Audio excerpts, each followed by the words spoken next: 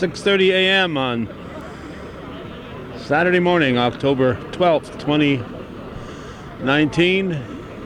Calvin and Judy Castine at the Oval at the former Plattsburgh Air Force Base, and we're here for North Country Honor Flight number 31 as they get set to send 15 more veterans to Washington, D.C. to see their war and military monuments honoring the servicemen who served for our country over the years.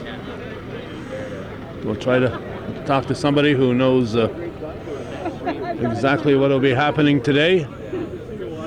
Temperature is in the low 40s, so it's a brisk morning. Not a rain cloud in sight, although there are some clouds, but once that sun rises, it should be nice and bright here.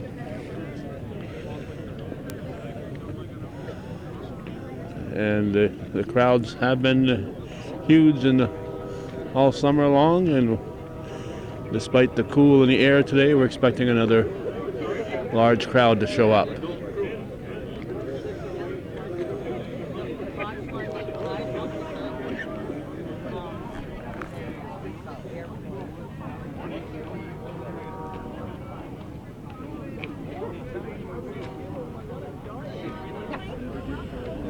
You never know who you might bump into when you come to one of these things, and we see this guy at a lot of youth commission events.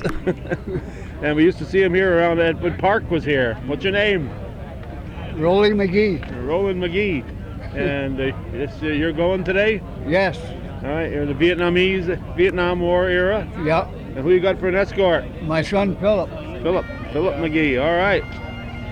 So, have you ever been to one of these send-offs before, Roland? No, it's first one. First one. So, you're looking forward to it, I assume? Very much, yeah. All right, did they have to talk you into it, or did you... Well, my son kind of talked me into it, so... I think you'll enjoy the day. Yeah. Yeah. And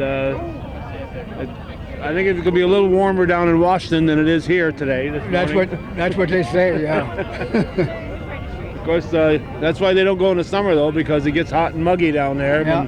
We're comfortable up here, and it's not quite so comfortable down there. But the last flight of the year. And tell us about your military service. Well, I spent 28 years in the military. I traveled all over the world. I had assignments in Japan, Korea, Thailand, Turkey, Germany. And so I worked directly. I was indoor in 61 through 62. I was with the Berlin crisis, and then I was indoor in Vietnam. Even though I did not go to Vietnam, I was indoor in the Vietnam War. And then I was indoor in Desert Storm in the 90s. Then I retired in 93. And after I retired, I worked at the base with Plattsburgh Area Redevelopment Corporation for 14 years, redeveloping the base. So are you North Country native, or? Yes. Okay. So graduated from Peru in 1958. 1958. That's 6 years before I graduated from St. Mary's in Champlain. So yeah. That means you're probably older than I am. Yeah, I just turned 80. Did you? Yeah. Well, happy birthday. Thank you. All right, so 28 years, that was what, 7 4-year terms, or how'd that work out? How'd the math on that work out? Well, it usually like basically about 4-year terms, about 4, yeah. And you didn't want to go, want to go for 32?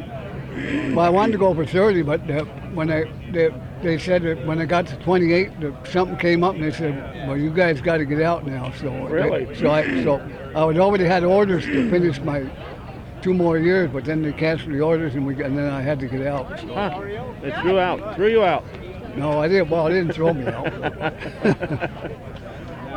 So it was an unfortunate event here with the closure of the Air Force Base, but it gave you a place to work, though. Yes, and and I'd have to say we redeveloped it in a very good fashion. So. I think so. I think we couldn't ask for much better than what happened. You know? Right. Yeah. A lot of these former Air Force bases and Army bases and whatever are just gathering weeds. And a lot of the guys who work with Park and stuff were also former military personnel. Basically, just about every one of us were former military. Right. So you guys knew what you were doing when it came to the base and Right. so on. Yeah. All right. And now you just travel around in the summertime. Well, I still do my sports. You know that. You Yeah. cover that. So, Right. and I still do Section 7 track. I just did the pre-invitational cross-country meet at Plattsburgh State a couple weeks ago. And then we're hosting the state championships at SUNY Plattsburgh in November. The cross country, really? First time Section 7 has hosted it in 10 years. Wow. So for the pre-invitation, we had 93 schools up here. For the state championship, we're going to have over 100 schools up here. So Wow. That'll be a lot of hotels getting occupied. yeah, A lot of hamburgers being sold. yeah. Well, we won't hold you up. Okay. Hope you have a good time, and All right. say hello to the Bob Dole when you see him. Yeah, I just talked to somebody. I'd like to see him. You know, I hope he'll be there. But he's 96 now. Yeah, I know. Yeah, But it's amazing if he shows up to these things. Yeah. It just shows his dedication. You know. yeah. He's wearing his wounds. You know, for all these years. And Okay. Yeah. all right. Okay, Calvin. Take care. Yeah. Good seeing you. Yeah. Last night I was at George Brendler Field, and usually when I look across the fence, I look at the home of a guy from Chazy there, and I looked in the list going to Washington today, and I saw his name. I saw Jim Blair. You know who Jim Blair is? Oh yeah, that's me. That's you. Yeah. So let's see, what does it say about you here? You were a Korean War and in the Navy? Navy, yeah. All right. Want to tell us what you did there, Jim, during the Korean War? Did you get close to? No, Korea? I never got in combat. No. Okay. No. That didn't hurt your feelings? No. Well, yeah. No, it didn't hurt my head. No. And who's going to be your escort today? My daughter, Kimberly. That's Kimberly right there. Hello, Kimberly. There's coffee over there. She looks like her mother. Right in front of the podium, you see a North Country Honor Flight guitar. A lot younger though. Yeah, That we yeah. put together, and that's going to be raffled off. I'll give you all the details on All it right. later. But Sounds like anyway, Larry Eber you is can doing buy some tickets talking for the behind guitar. us. They're $5 each. Tickets are over there still by the coffee pot. Have you been a Chazy resident all your life, Jim? Most all my life since I was 6 years old. Yeah. 6? Where'd you come from then? Well, I was born down in Auburn, New York. Oh, okay. Yeah. I moved up here when I was 6 years old. Oh, Yeah. decided to stick around. I decided to stick around. Yeah. Yeah. So how'd you get to go on this flight? Did you step up and say it's my turn, or did somebody have to talk you into it? How'd it work? No, I belonged to American Legion. They were talking about it, and they wanted to know if I was interested in going. I said, well, think about it. So Well, why here not? I am. Yeah, great. Yeah. So you're looking forward to it, I assume? Oh yeah, yeah. They say it's Yeah. quite an experience. Yeah. Yeah. So you've never been to one of these send-offs before? No. No. Oh, okay. I'm thinking about volunteering to help you guys out maybe next year. Okay. I'd like to do that. I'm sure they'll appreciate that. Kim is here. All right. I guess you're getting paid. Go ahead. I gotta go get my picture taken. Oh, get your picture I've been taken, waiting Jim. for my daughter to come. She's Okay. just out here. Yeah. All right. Well, go get your picture taken, Jim. Okay. All right. We'll be seeing you. Thank Take you, care. buddy. Thank you. Mr. Jim Blair from Chazy. He's gonna interview us here. All right. Joe LaTemplio is going to go today from the Press Republican. Things will never be the same in Washington. Looks like Janet's find somebody to give that chair to. Hey, Janet. This is Larry Eber, the assistant flight leader. Janet Dupree, the flight leader. Larry will be the flight leader. Yeah. Larry Carpenter is guardian today. He's the muscle. Okay, assistant flight leader, Larry, moving up in the world. Moving up in the world, yeah. You'll be taking orders from Janet. Yes. All day long. All day. So this will be your first excursion, is it? Actually, I went in May, the Did you? 18th flight, yeah, and this will be my first time as assistant flight leader for this flight here. That usually means the next flight you're the leader. Yeah, but the next flight is actually May 2nd, and May 3rd is our benefit at the Shazy Central Rules School. So I'm not going to be the flight leader on that flight, but it's going to be later on in the year. There's 6 more flights next year, so yeah, I'll catch one of those flights coming out, I'm sure. Okay, what's this benefit? Tell us about that briefly. The benefit is something like we had last year. We had one on April 20th. Actually, this year, April 20th. The benefit is going to be at Shazy Central Rules School. It's going to be on Sunday, May 3rd from 1 to 4. We're going to have a ton of raffle items, and we're going to have some entertainment. And the veterans are going to be there, and we're raffling off the North Country Honor Flight guitar that we've wrapped. My son and I wrapped that together, and raffling off that. So it should be a good turnout, I think. We got it the last time we had it was on Easter weekend. Right. It was a Saturday. And we did pretty good, but this time I figured it was going to in the daylight hours, and it's probably going to be, we'll probably get a bigger turnout. It's a Sunday afternoon. All right. Well, I'll ask the flight leader here. How do the veterans break down this time, Janet? We have 2 World War II veterans. We have 6 Korean and 7 Vietnamese from Vietnam. We have 1 former prisoner of war. Oh, wow. Yes, he was on the USS Pueblo and spent 335 days in a North Korean prison. An amazing story to tell. Oh, wow. That's 330. That's almost a full year. 11 months. 11 Wow. months to the day, from January 23rd to December 23rd. He's Ralph McClintock is his name. He's a humble, wonderful person. I do the bios for everybody. His is a lot longer than anybody else's in order to be able to give him the justice he deserves. Wow. I mean, everybody who goes is deserving, but some people are more deserving, and Yes. obviously he falls into that category. He certainly does. It's probably the most difficult interview I've done, and yet, without a doubt, the most moving one I've done. So, and they're all wonderful. I love doing these interviews. I could do that every day of the week if I had a chance. I just love talking to the veterans. So, and we have 1 woman going. She's a Korean War veteran. So, of course, she'll be in charge today. You'll be giving the orders. Beverly Rock, absolutely. All right. Well, it looks like the sun is coming up. So. We're lucky. Look at the nice weather again, and I think Barry Finnegan has some leprechaun pixie dust that brings us good weather. So. All right, that's an Irish joke. Are we allowed to say Irish joke? Hey, my grandmother was born in Ireland on St. Patrick's Day. I'm entitled. All right. All right, I know you guys have a busy day. Anything else you'd like to tell us here, Larry or Janet? No, that's about it. It looks like we're getting a pretty good crowd here this time, the last flight of the year. So, yeah, everything's pretty much falling into place right now.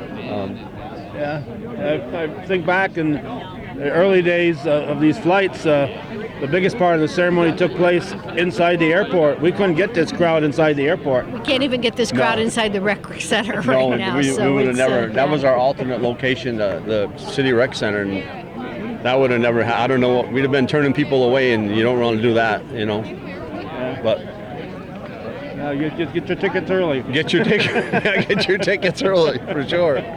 We were with all the veterans last night, and they're excited, and they're looking forward to it. And certainly, what a tremendous honor, Calvin, to be able to present this for them and to experience it with them. It's just amazing. Yes, Very, very fortunate, very honored. Yeah, it's an honor flight, but it's an honor to go on the honor Absolutely. flight. Yeah, as an escort or whatever, a flight leader. All right, keep up the good work. All right, thank you. Thank you very much. That was a lousy call the other day. A by the lousy way. call. Handball in the box with 20 seconds left in the game. Come on. It's not a scoring chance. We're not talking soccer. We're talking honor flight here. What's your name? Joe LaTemplio, Editor-in-Chief, Press Republican. Well, I didn't ask what your title was. Your Excellency. Just in case. And you're going on the flight today, Joe. Yes, I'm extremely excited. I'm happy to be on Honor Flight 31. The organizers were kind enough to invite me. I've helped out. When this chapter was first formed several years ago, the organizers asked me to come in and talk to them because I had gone on honor flight in 2010 with my father out of Rochester, New York. My dad was a World War II veteran. He passed away last year at the age of 95.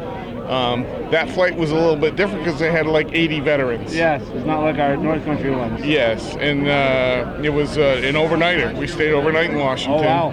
And came back the next day, and they had a big ceremony upon arrival, returning at the airport.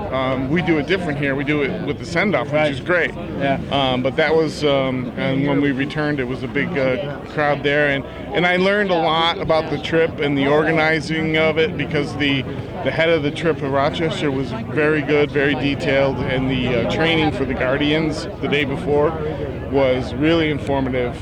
And so I told them what I know up here, and it's grown. And of course, at the press, we support Honor Flight 100%. We cover them. We try to do previews, try to get people to come out here. And it's just a fantastic thing for our veterans, for our community, and glad to be part of it. And I'm thrilled that they asked me to come on this flight. It's going to be great. All right. So, but you'll be working though. You can't just sit there and daydream. You're gonna have to be. Yeah. I'll stick close to some of the veterans and get some. I mean, the stories are always amazing, always amazing. So it should be easy pickings. Yeah. Well, and Janet said there's a one man McClintock, something like that, 11 months as a POW. So for the USS Pueblo. Yeah. Yes. Historic event. He's part of it. It's amazing to have a chance to rub elbows with someone like that and hear about it, and to honor him and the other veterans for their service and the sacrifice that they made for our country, for this world. It's just a great thing. I'll leave it right there, Joe. I don't think you'd say anything any better than that. Thanks, Calvin. Yes, thank you. Break a leg.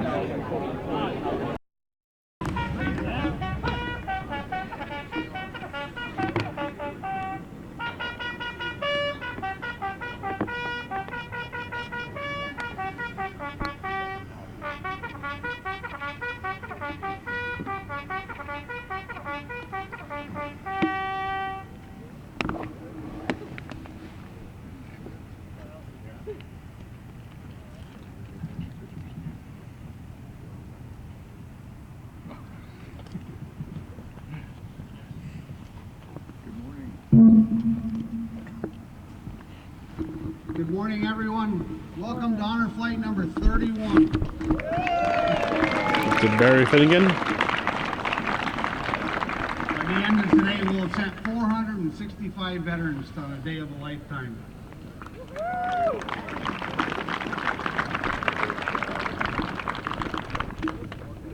I'd like to welcome everybody that came out this morning. Thank you so much for coming. A little bit chilly this morning. Sorry about that. Not much we can do about it, but thanks for coming out in force. A special congratulations to all those bikers over there. Just amazing, amazing.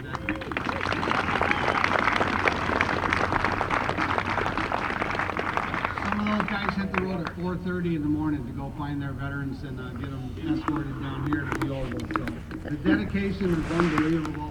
There was a perfect example this morning of their dedication. One of the riders actually hit a deer.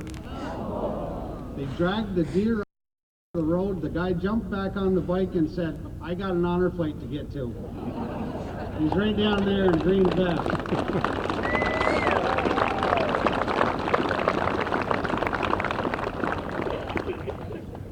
This morning we're going to have a special guest with us on this flight, being flight number 31.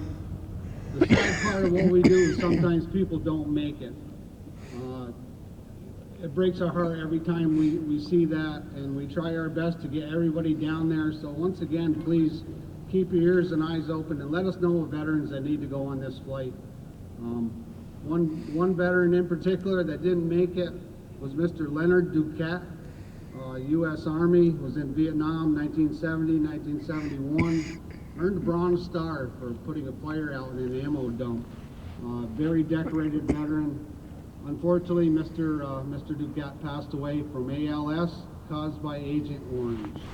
So in his memory, he's going to take this trip with us today and he's going to be a special part of Honor Flight number 31.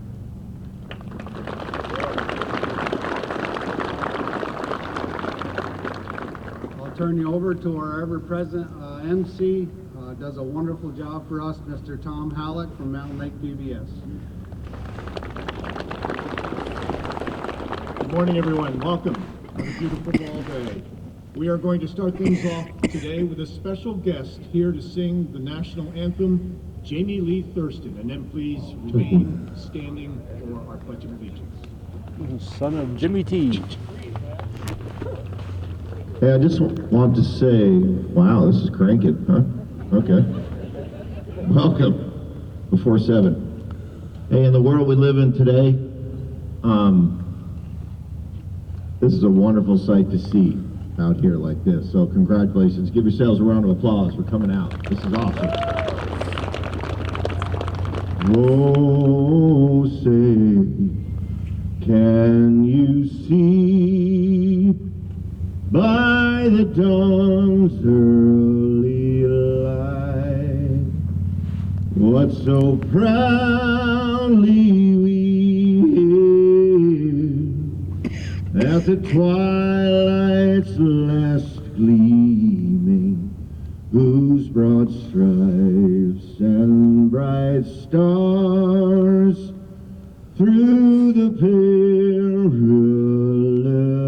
fight o'er the ramparts we watched were so gallantly streaming, and the rocket's red glare, the bombs bursting in air, gave proof through the night that our flag was still there.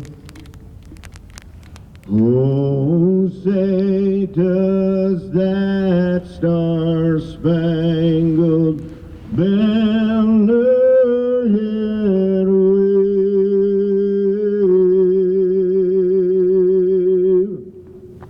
o'er the land of the free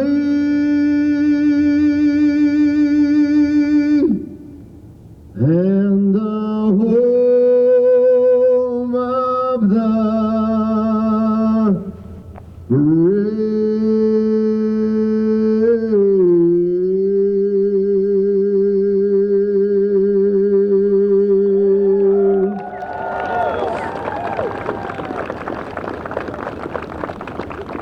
Jamie Lee Thurston.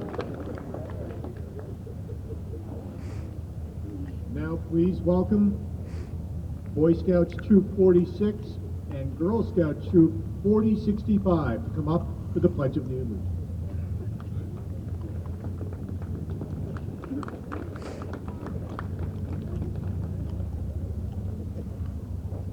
And we want to point out that joining us with the Girl Scouts, the granddaughter and great-granddaughter of Beverly Ross, one of our special veterans going today. And we are so proud to have them here.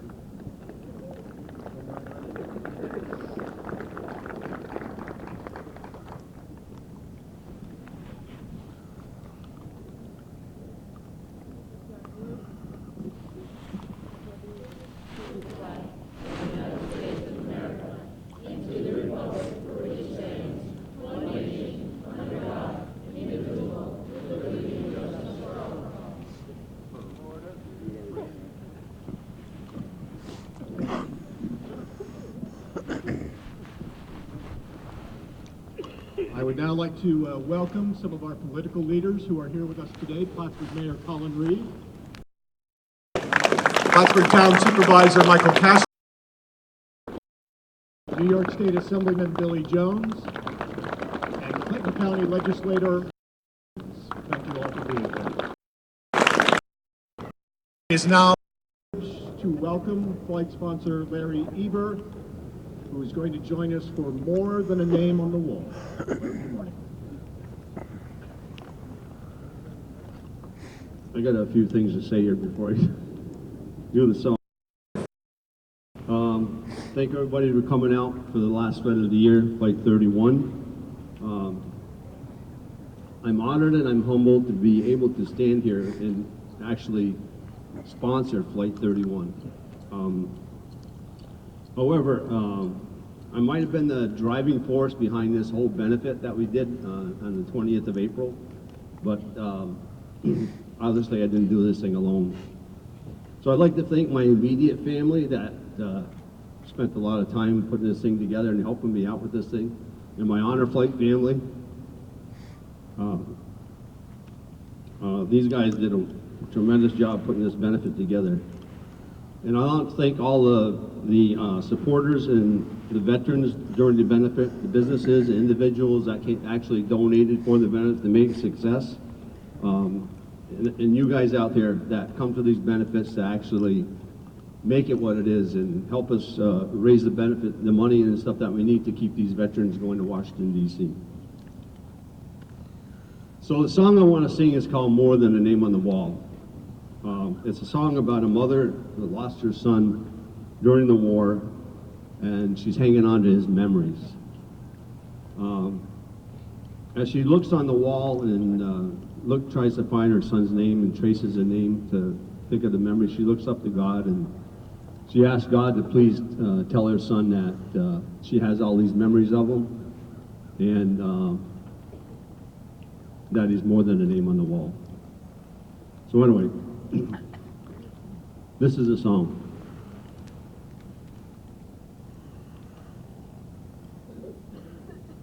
I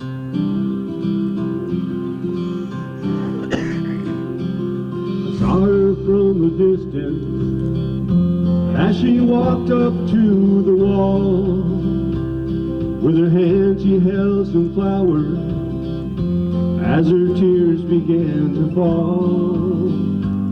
And she took out pen and paper as to trace her memory. And she looked up to heaven, and the words she said were these. She said, Lord, my boy was special, and he meant so much to me. And though I love to see him, just one more time, you see, all I have are the memories and the moments to recall.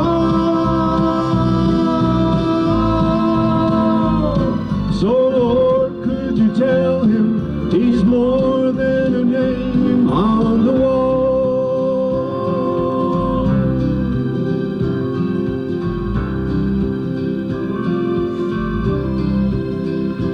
Said he really missed the family, being home on Christmas Day, and he died for God and country in a place so far away. I remember just a little boy playing war since he was 3, but Lord, this time I know he's not coming home to me. And she said, Lord, my boy was special, and he meant so much to me. Lord, I'd love to see him, but I know it just can't be. So I thank you for my memory and the moments to recall. But Lord, could you tell him he's more than a name on the wall?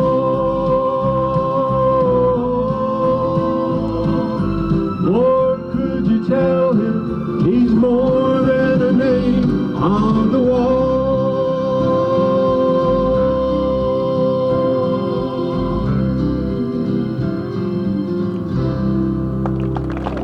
Thank you.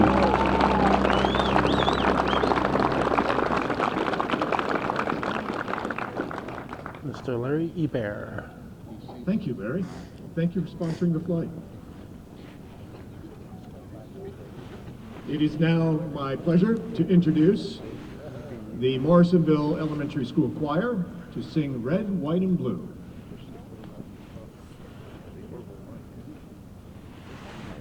Bring them right up here.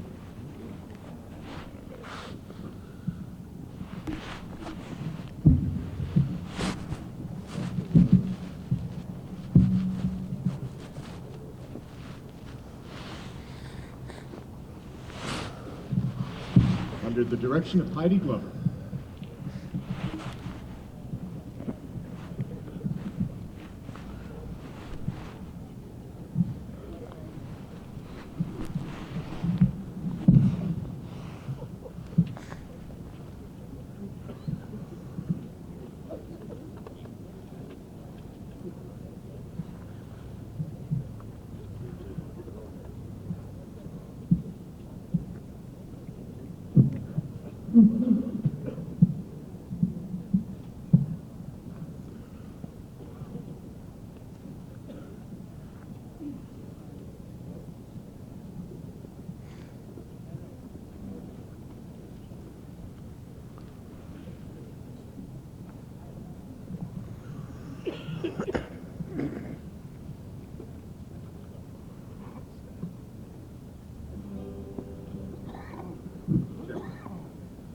Check 1, 2.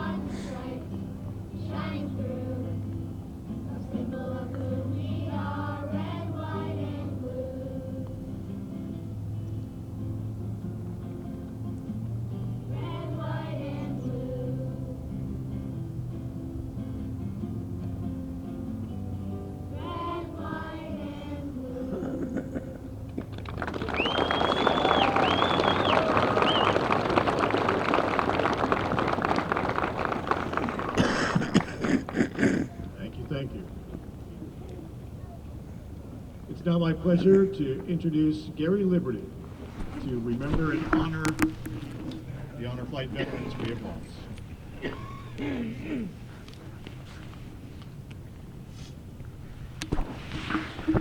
We have a couple guys who never wanted to go on the flight, but asked to have donations made in their memory when they died. One was David Cable, Vietnam area vet, and one who served in Afghanistan, Richard Florentine. We also lost a guy from our flight number 12. He was a World War II guy, John Harvis.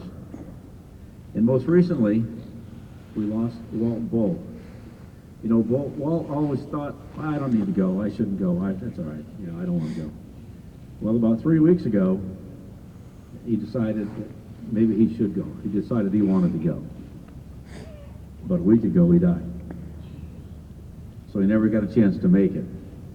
And that's why each time when we do a send-off, we ask the folks, listen, if you know somebody out there that's a World War II guy or a Korean guy or a Vietnam guy, if they're thinking they don't want to go, let us know.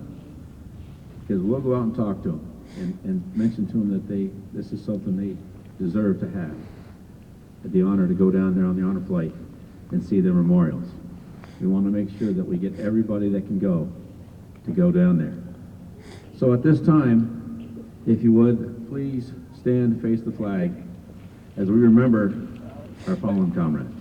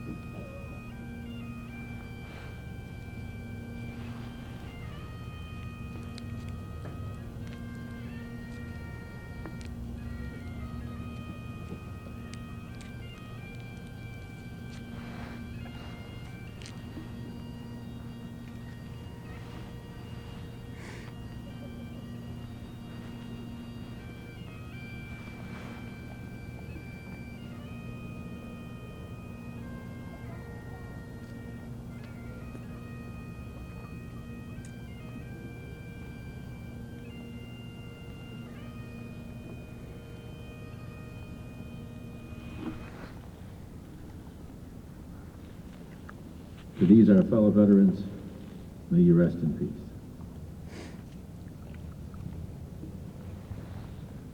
Thank you, Gary.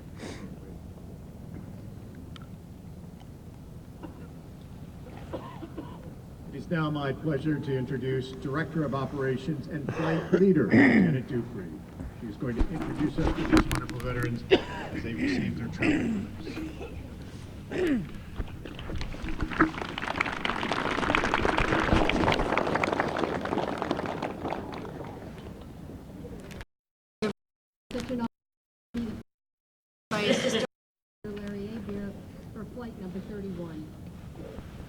special honor, I recognize each of today's 15 veterans with their own biography, using their words and experiences as they have served our country.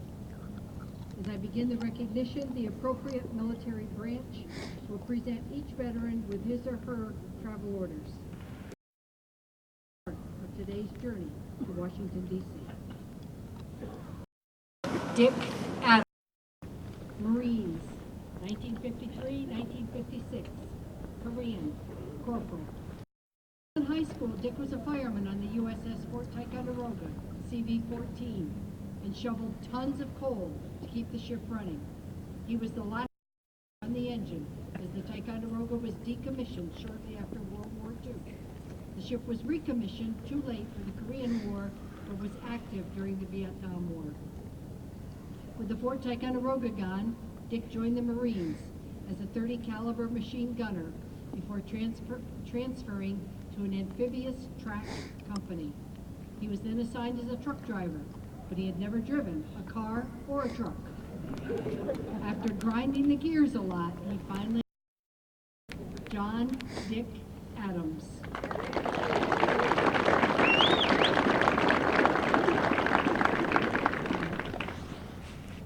James Fuzzy Blair. James prefers to be called Fuzzy. He began his service on the USS Albany CA-123. He remembers crossing the equator, going from a pollywog to a shellback. I thought that must be a Navy thing. So I did learn it's a form of initiation that Fuzzy says was pretty severe, not for the faint of heart. He was discharged in Beirut, Lebanon, and he then boarded the USS Lake Champlain. Fuzzy said where he grew up and is still living is just 3 short miles from Lake Champlain. Knowing the USS Lake Champlain was taking him home made his final Navy adventure a great trip. James Fuzzy Blair.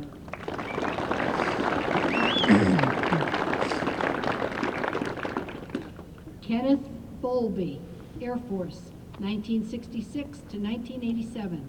Vietnam, Master Sergeant.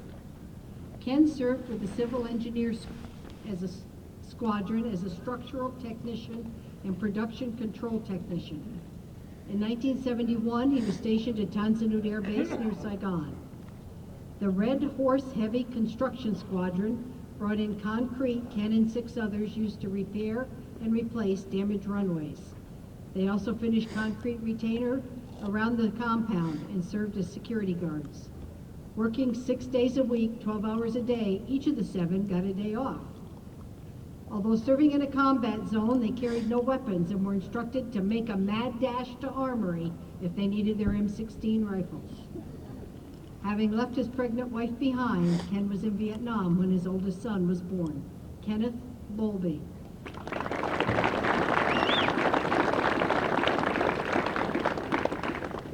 Peter Darling, Army, 1945 to 1947. World War II, private first class. After basic training in New Orleans, Peter had a short furlough in Syracuse, joining other veterans on a train to Chicago, where they were advised they could board an Army plane instead of riding the train to Fort Lawton, Washington. However, the flight took them to Utah, then California, before arriving in Seattle waiting for orders to Japan. But instead of Japan, Peter went by troop train to Red River Arsenal south of Texarkana, Texas, serving as a transmission tank mechanic. Final stop, Fort Jackson, South Carolina, as a motor pool driving instructor teaching civilians on base to drive tanks and jeeps. I assure Peter today will be a direct flight to Dulles and back, no cross-country detours. Peter Darling.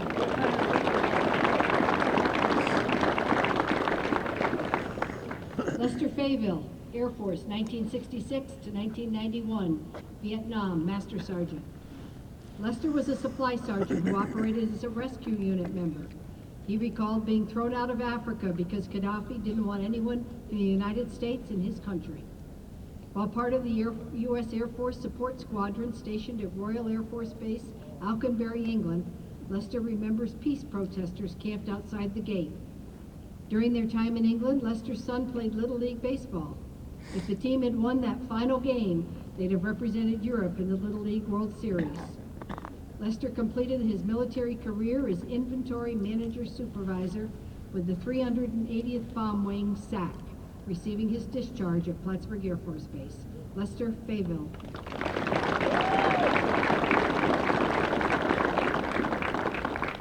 Glenn Flora, Air Force, 1967 to 1971, Vietnam Sergeant. Glenn, who goes by Butch, transferred to 4 air bases in 1968, Lackland and Shepherd in Texas, Dover, Delaware, and Clark in the Philippines. He then spent a year and a half in Vietnam, first at Tan Son Nhut Air Base before switching to Cameron Bay on the South China Sea. Butch worked on the C-133 cargo master planes. These planes brought 3 missiles, the Atlas, Saturn, and Titan, to Cape Canaveral. Butch has the distinction of launching the last C-133 plane on July 30, 1971, as it left Travis Air Force Base in California, landing at Davis Mountain Air Force Base, Arizona. Glenn Butch Flora.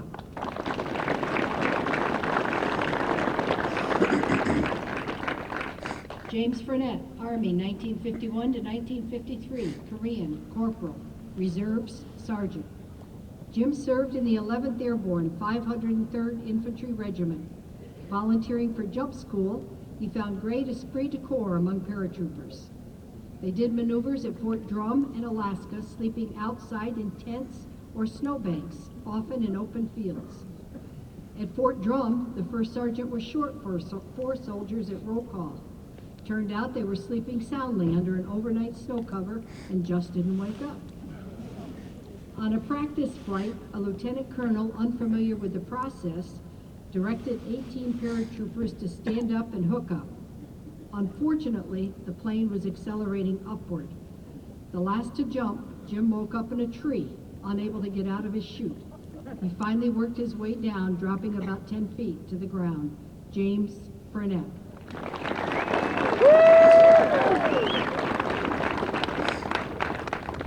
Herbert Bucky Kentile, Marines, 1945-1946, World War II, private first class. Bucky quit school at 17 to enlist. While at Parris Island Boot Camp, World War II ended. At Floyd Bennett Field, Brooklyn, the Marine barracks closed and the Marines found themselves at the Brooklyn Navy Yard.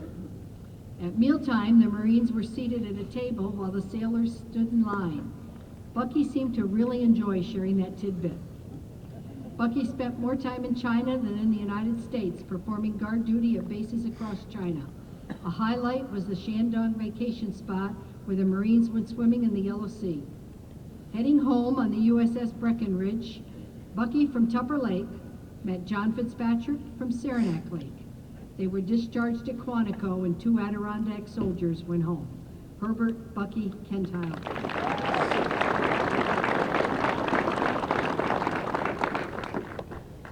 Ralph McClintock, Navy, 1963-1969, Vietnam, CT-2 cryptologic technician.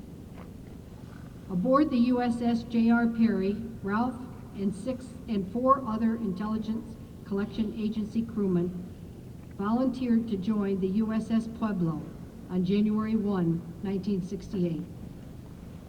3 weeks later, on January 23rd, international waters, the Pueblo was confronted by a North Korean ship.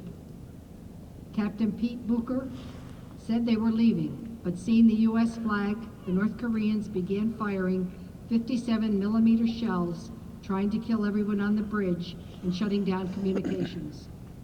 1 sailor was killed, 10 wounded. Below deck, the intelligence team was destroying top-secret code documents as shells exploded in the passageway. All were taken above deck and blindfolded as prisoners of war. Placed 4 in a small cell, they were randomly selected for torture and indoctrination. Ralph is clear, North Korean food sucked. Consisting mainly of sewer trout with a foul smell and taste many couldn't eat. Ralph ate it. The food improved slightly, and rice was added in late November. The water was always warm, putrid, filled with dirt. Routinely facing a firing squad, Captain Bucher refused to confess wrongdoing. When crew members were put in front of the firing squad, he wrote a phony confession with code words assuring the U.S. government would know he was not compliant. After 11 months, a total of 335 days, the captives were put on buses, told not to look back or they would be shot. December 23rd, they crossed the bridge of no return through the demilitarized zone into South Korea and freedom. While at the checkpoint, Ralph realized the only news they had all year was when they heard about the assassinations of Martin Luther King and Robert F. Kennedy. Grabbing the young man, he asked, "What happened in 1968? With a shaky voice, the man replied, 3 men are on their way to the moon. Soon, the released prisoners of war received a call from the Apollo 8 astronauts, James Lovell, Frank Borman, William Anders, thanking the POWs for their service, welcoming them home. Ralph knew the ordeal was over, the healing could begin, they were free. Ralph McClintock.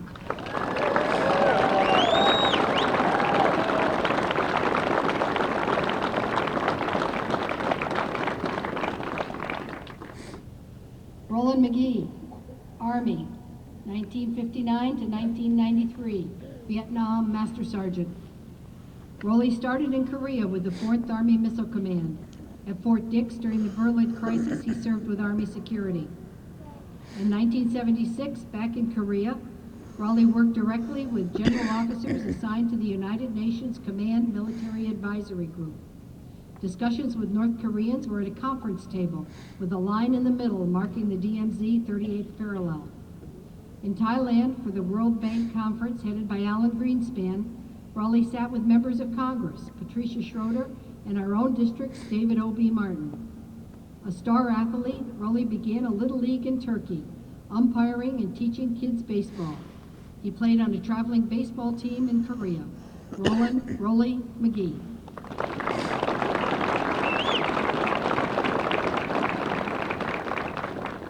Ethan Matt Purcell, Air Force, Vietnam, 1965 to 1977, Staff Sergeant. Mac joined the military with the 380th Bomb Wing, Plattsburgh Air Force Base, as an administration specialist, spending considerable time in the alert facility. Transferred to the Electronic Warfare Office at Tan Son Nhut Air Base in Vietnam, Mac ran the administrative office, completing paperwork for 20 to 30 officers. Every Saturday, a major and Mac nervously drove into Saigon to buy steaks, potatoes, and vegetables. The colonel paid for dinner, making Saturday the best day of the week. Before leaving Tan Son Nhut, Mac re-enlisted and transferred to Germany, serving 4 years as an intelligence administrator in communications. Coming full circle, Mac returned home to Plattsburgh. Ethan Mac Purcell.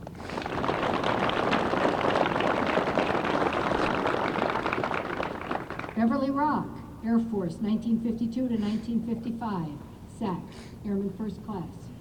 After high school, Bev had to wait for her August birthday to enlist. Instructed to eat bananas and drink beer to gain weight, they never again checked her weight. Bev had basic training in Texas and communications school in Wyoming before arriving at the Pentagon.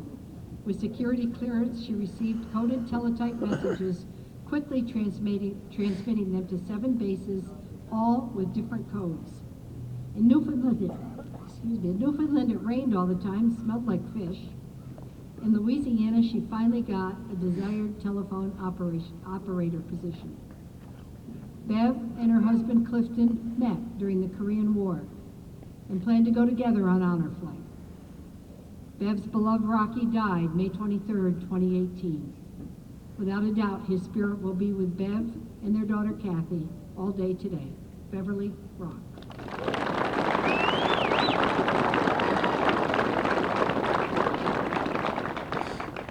Gene Stone, Air Force, 1951 to 1954, Korean, Airman First Class.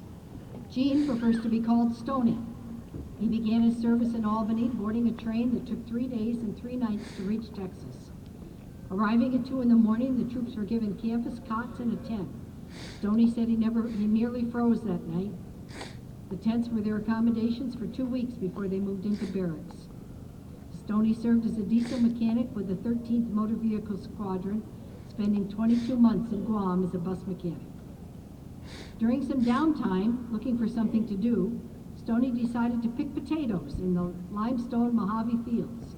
Stoney said he wasn't very fast, but he received some assistance from 2 girls who helped him catch up, Jean, Stoney, Stone.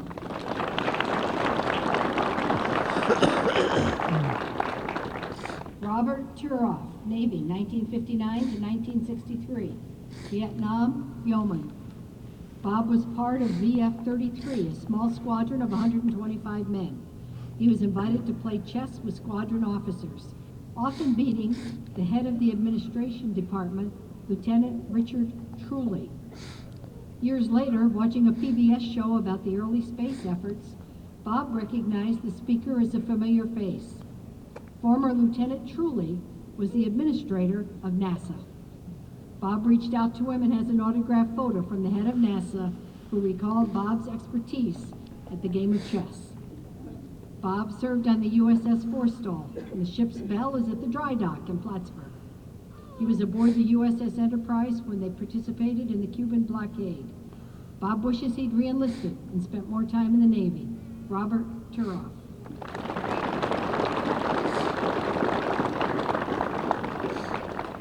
Gordon Young, Army, 1954 to 1956, Korean, private first class. Gordon completed basic training at Fort Riley, Kansas, entering the 10th Infantry Division. He was assigned to Operation Gyroscope and traded to Germany. Stationed in Schweinfurt, Gordon recalled 30-minute mortar regiment training and using old weapons such as the M1 and old World War II guns for target purposes. There was nothing modern. Gordon describes the winters as like our old winters used to be. They trained at various training grounds throughout Germany. All winter, the troops pitched tents and slept in the fields. Wherever they were, it was cold and uncomfortable, and Gordon was glad to be traded back to the United States and the comfort of his Adirondack home. Gordon Young.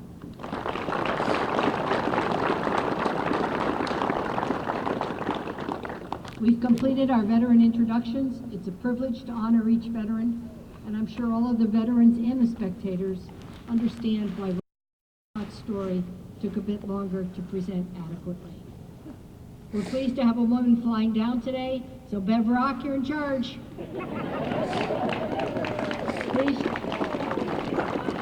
Please join me in one more round of applause to all our Flight 31 veterans as they begin the Walk of Honor to the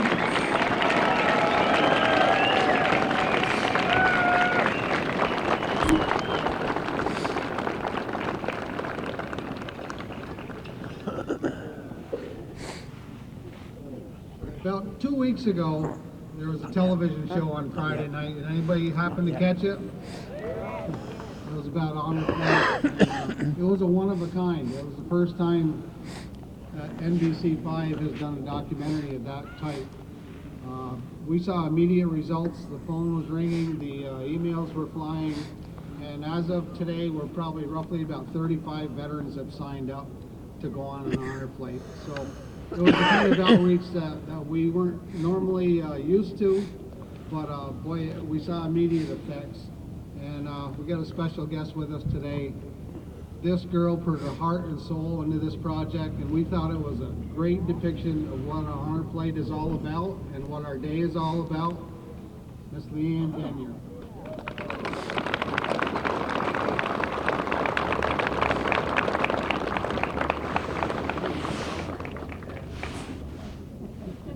Say a quick thank you to Barry and the Honor Flight family for embracing us at NBC5, for welcoming us to so many of their events. And I think for me, this project really was a reflection of when you take the time to sit with someone and to really listen to their story, you can better understand why they experience the world the way that they do. And I just have to say, speaking with the 3 veterans that we did so in-depthly, has totally changed the way I understand the world, and I'm just so grateful to have had the opportunity to put that program together. So thank you for everyone who watched and for all the kind messages that have come in. I can't even begin to tell you how much it means to me. Thank you.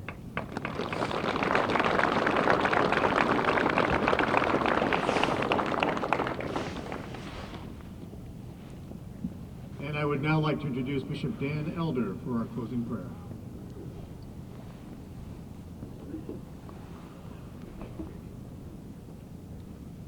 Can you join me in a word of prayer? Father, we come to you in the name of Jesus, that name above all names. And we thank you and praise you for today. Thank you for all you've done for us. Lord, your word tells us that you make this day and let us to be rejoice and be glad in it. And we set our will to rejoice and be glad in this day because you have made it a beautiful day. You gave us this beautiful weather. Lord God, you didn't have any precipitation. Lord, you had just beautiful stars in the sky on the way here this morning. And we just want to bless you for it. Lord, your word also says to give honor where honor is due. And we thank you that we had the opportunity to come here this morning to give honor to these individuals who gave their life for us. And Father, we want to bless you, and we pray that you'll honor them in everything that they do in the rest of this day. We pray for a hedge of protection around each one, those first responders, those who are the escorts this morning. We pray that you give them safe passage. Lord, we also pray for all the honorees and their companions as they fly and go to D.C. Lord, we just pray a complete hedge of protection around them. Take them to their destination and bring them home safely. And Lord, we want to bless you and thank you and praise you for all you've done. We give you the glory, honor, and praise in Jesus' name. Amen.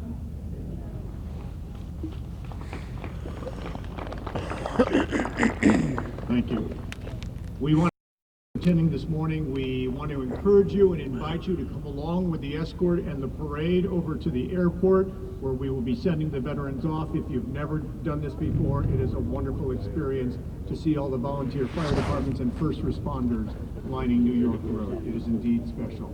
There will be a special spot at the airport where you can watch the takeoff. Remember, tonight, 8:30, veterans will be returning back to the airport. Please, if you can, come back out and welcome these veterans back home after their special day in Washington today.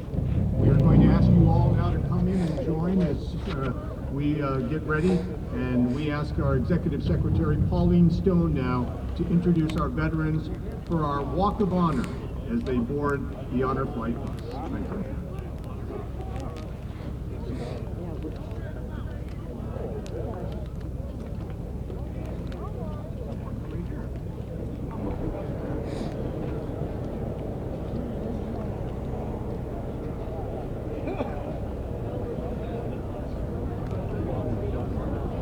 John R. Adams, United States Marine Corps.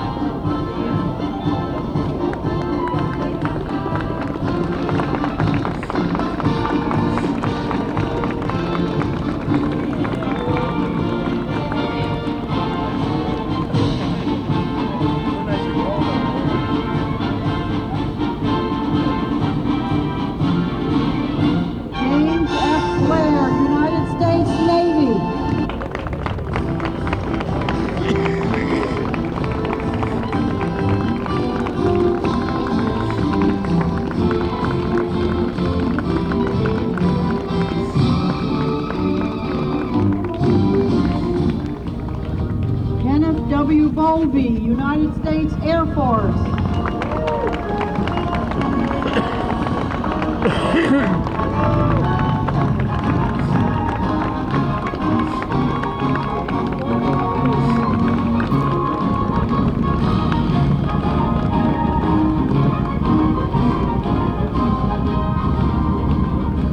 Meter D. Darling, United States Army.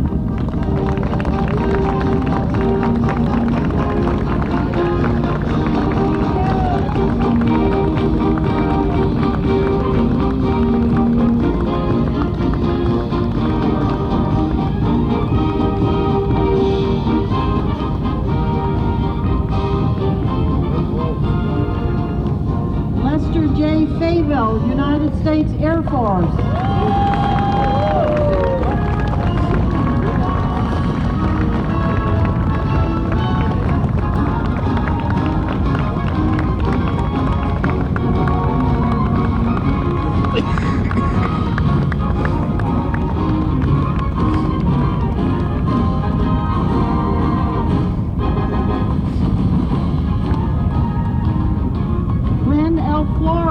United States Air Force.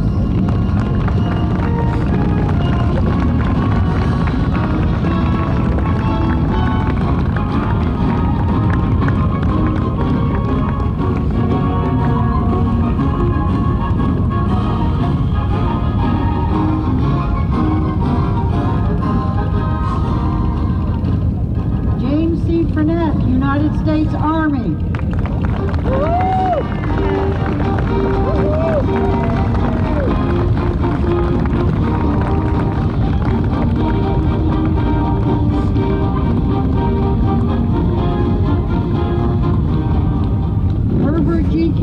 United States Marine.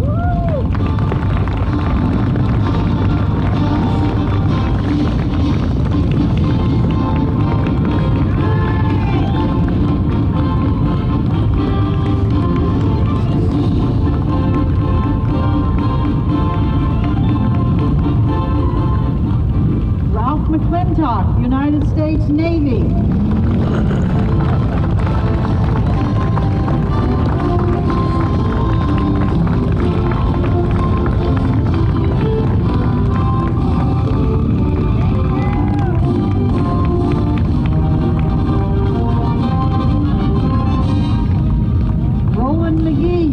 States Army.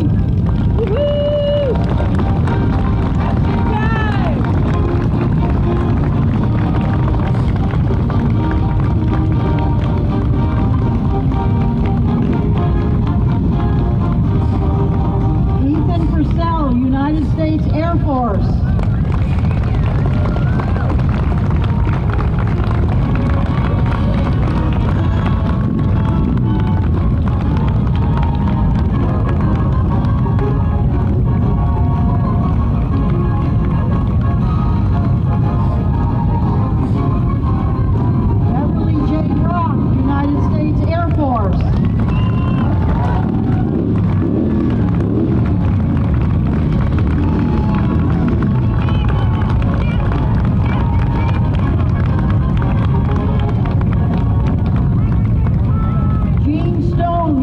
States Air Force.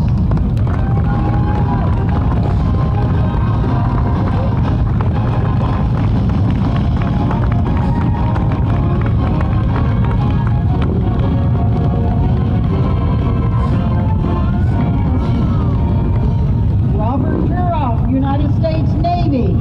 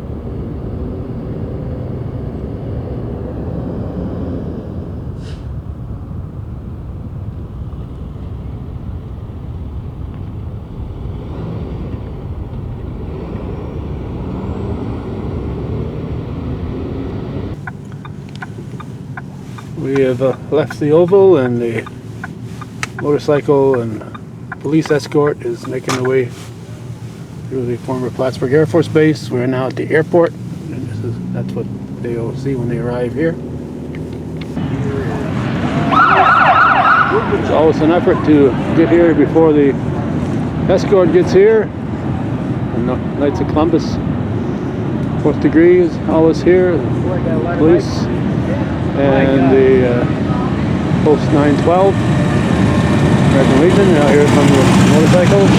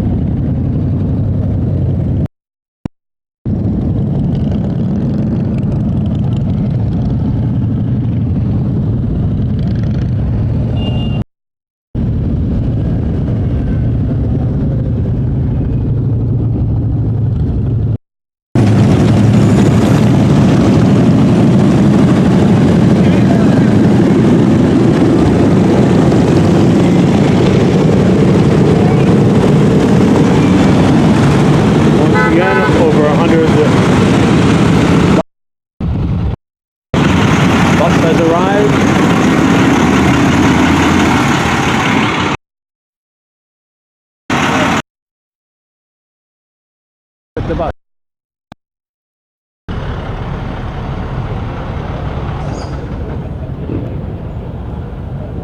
Good morning. Morning. Good.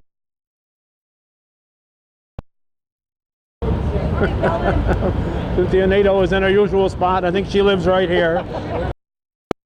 She's not too tall, so I can get right in front of me, Cynthia.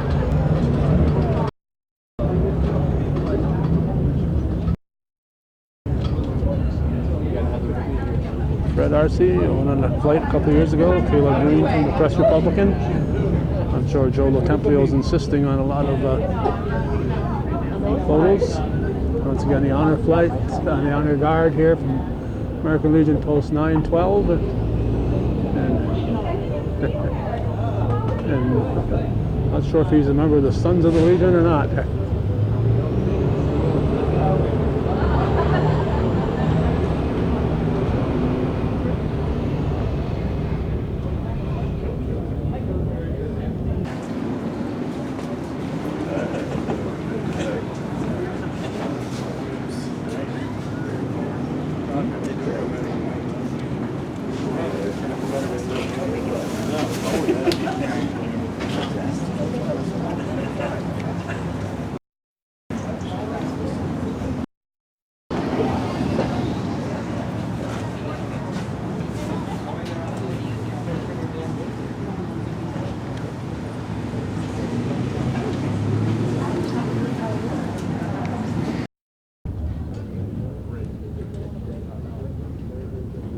Honor guard, 10 hoot. Honor guard, now at 10.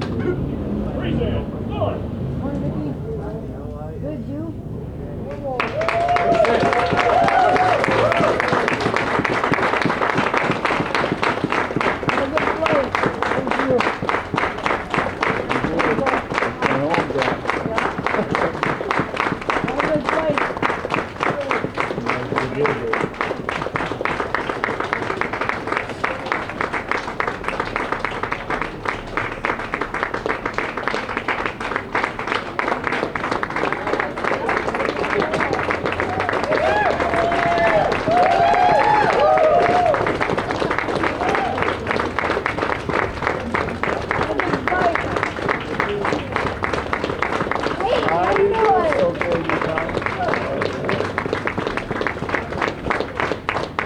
Yeah,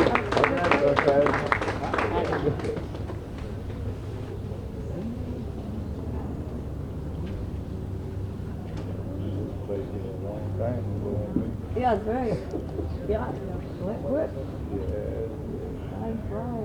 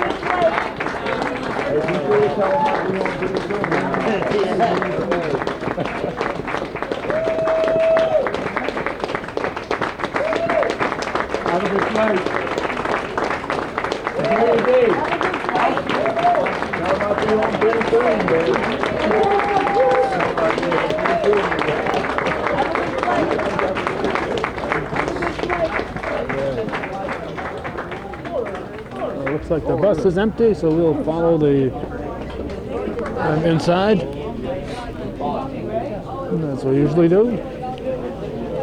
They are greeted by the faithful. And they will be immediately escorted upstairs. George King is here, Colonel George is here, and a few other select folks get things prepared here at the airport while things are going on at the Oval at the former Air Force Base. So these folks are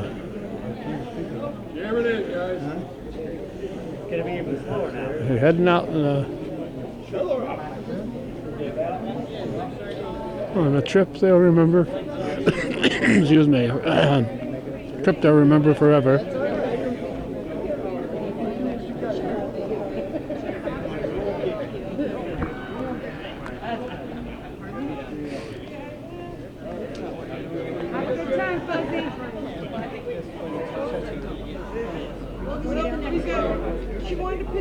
Oh, and Janice St. John providing a poppy. We can't go anywhere.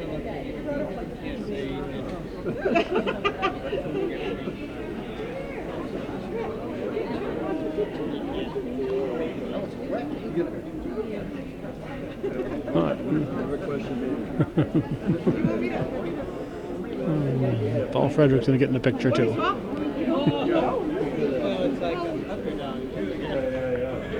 We show these little yellow bombs here. This is today's flight, honor flight number 31. Those are the names that are going today. And next year they'll have to start a new row because this row is completed. Do you have any idea what you're doing? I have no idea what I'm doing. What are you doing here, Peter? Peter Keenan with the Knights of Columbus. Yeah, with the color guard from the Knights of Columbus. All right, 4th degree, is it the 4th degree color guard? Yeah. All right. I think last time you weren't here, I think you were probably busy in Peru at the Apple Fest. That's right. I didn't make it here. Plus I had company, and no, so I didn't make it. But you haven't missed many of these either, Pete. No. But this is the end of the line for this. The same as it's the end of the line for me in the county legislature. Oh yeah. Yeah, they changed the uniforms and. Yeah, no more fuzzy hats. So. You guys are going bareheaded now. Well, it's a brand new uniform that they are coming out with, and at my age, I'm not I'm not interested in anything new. Well, it's always a pleasure. I know there's 2 places I'll see Pete in the course of the year. One is here at the Air Force for the send-offs, and the other is at the Knights of Columbus pilgrimage. So, yes, it's always a pleasure to come and join you folks. The same as I enjoyed many baseball games that we done together. And good. We'll see you later. I was pointing the camera and telling you if you were right or wrong, Pete.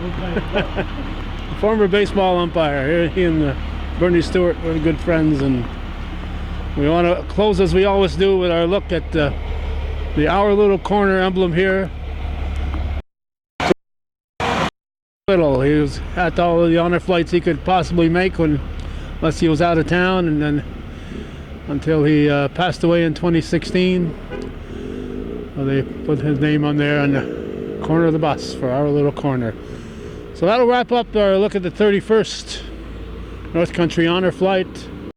Another is on this October 12th, 2019. Thanks for watching and supporting viewer-supported local television, hometown cable. TV we think is worthy of your support. Thank you for watching.